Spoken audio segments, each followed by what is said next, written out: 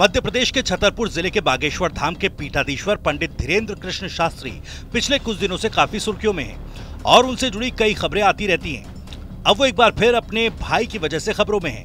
पंडित धीरेन्द्र कृष्ण शास्त्री ने अपने भाई शालिग्राम गर्ग पर दर्ज हुए SC/ST एक्ट के मामले में कहा कि कानून अपना काम कर रहा है और सत्य की जीत होगी। इस तरह की लीलाएं तो चलती रहती हैं, सत्य सामने आने दो।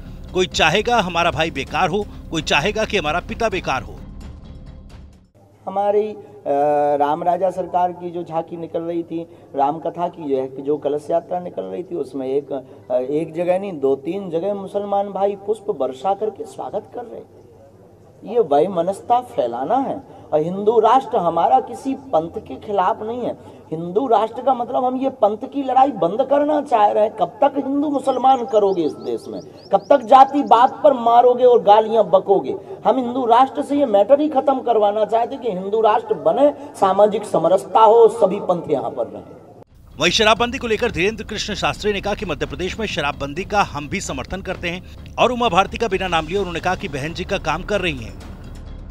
गाय को राष्ट्रीय पशु कहने पर ऐतराज जताते हुए कहा कि गाय पशु नहीं हमारी माता है। इसके अलावा हिंदू राष्ट्र को लेकर उन्होंने एक बार फिर कहा कि हिंदू राष्ट्र बनाकर दिखाना होगा, जिसमें सामाजिक समरसता, राम राज्य की कल्पना, शिक्षा नीति, हमारे महापुरुषों की जीवनियों, रामचरितमानस, गीता के उपदेशों का पठन पाठन कराकर युवाओं की दशा और दिशा को सुधारना है। भारत का प्रत्येक नागरिक सनातनी है, जिसकी रगों में राम कृष्ण का खून बह रहा है। आज जातिवाद से हिंदुत्व को सबसे बड़ा खतरा है। मुसलमानों का भी ये देश है, उनके भी तो दादा परदादा यहाँ रहे होंगे, उनकी भी तो यादें जुड़ी हैं। जब 1/3 बहुमत होगा तो हिंदू राष्ट्र के लिए संविधान में संशोधन भी हो जाएगा।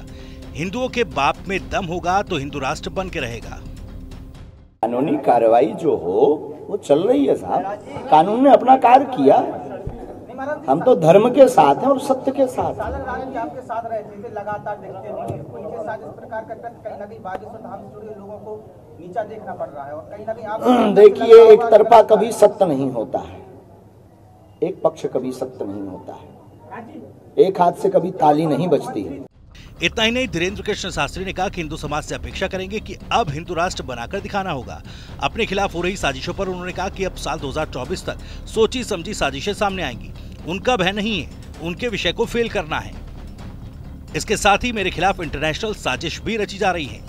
दरअसल पंडित धीरेन्द्र शास्त्री के कई वीडियो सोशल मीडिया पर वायरल हुए, जिसमें गाली गलौज, मारपीट देखने को मिली। इस बीच एक नया विवाद सामने आया, जिसमें दूल्हे ने खुलासा किया कि शालिग्राम ने शादी की रात कोहराम मचाया था।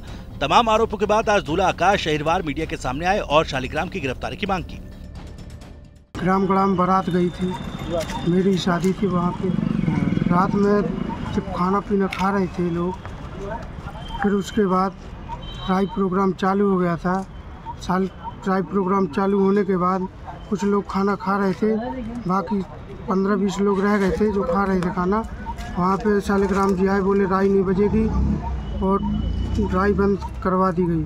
तो फिर उन्हें जाति सूचक शब्द बोले, गालियाँ भी दी, इतनी गंदी गंदी गालियाँ दी हैं। और उनके हाथ में मतलब एक पिस्टल थी, उन्हें 2-3 फायर भी किए। बहरहाल बागेश्वर धाम सरकार के भाई की मुश्किलें कम होती नजर